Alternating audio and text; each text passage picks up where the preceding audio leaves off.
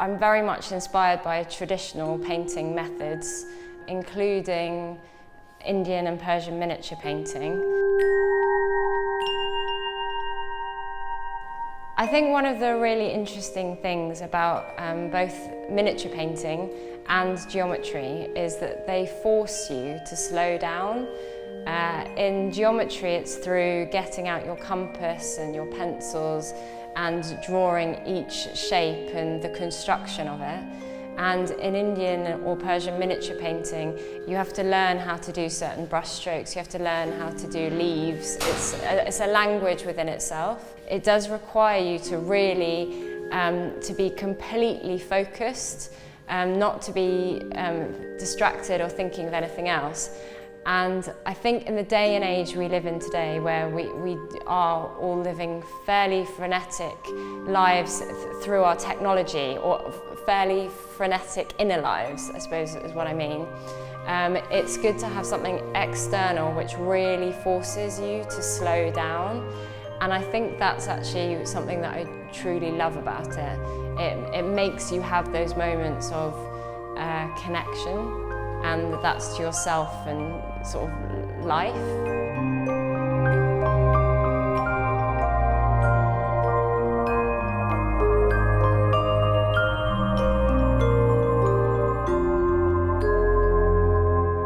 All of my paints are handmade, and the process is quite a long and lengthy one and requires quite a lot of patience.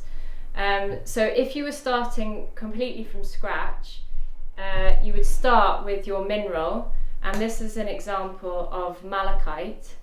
And using a metal pestle and mortar, you would put the malachite into the metal pestle and mortar, and you would really crush it up. Then it makes pigments, and this is an example of malachite pigment.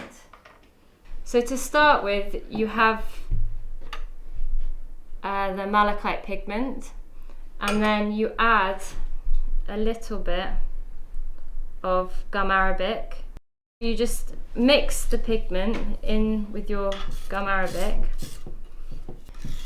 and then once you've mixed in a bit of your gum arabic, you use a muller and you grind it.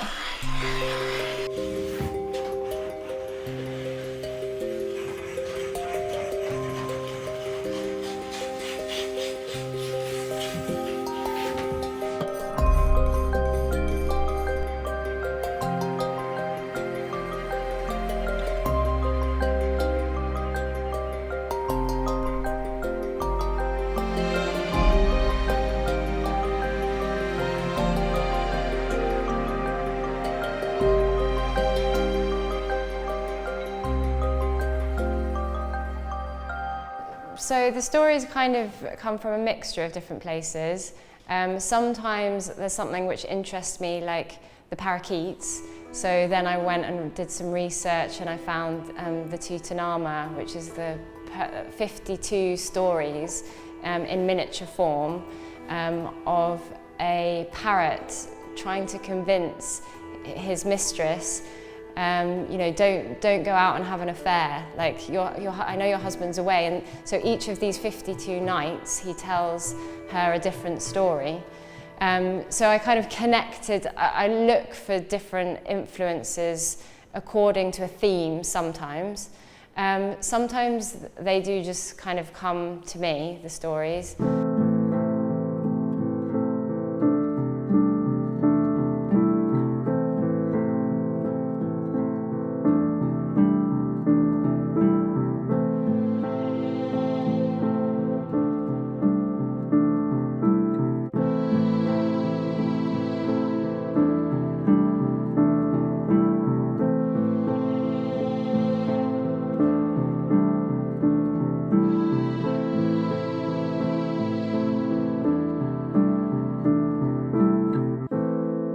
The story of Ekbatana has been a very strong influence in a number of different paintings, and the story goes, and it's a bit of a myth in the sense that it's about a city called Ekbatana, which is underneath modern-day Hamadan in Iran, and that there was a palace which was surrounded by 7 concentric walls.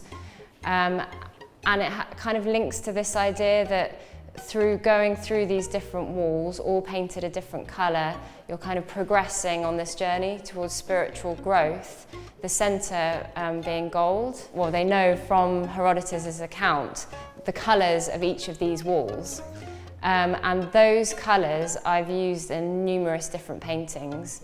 And what I find so extraordinary about them is they do seem to have this real powerful combination when they're all put together.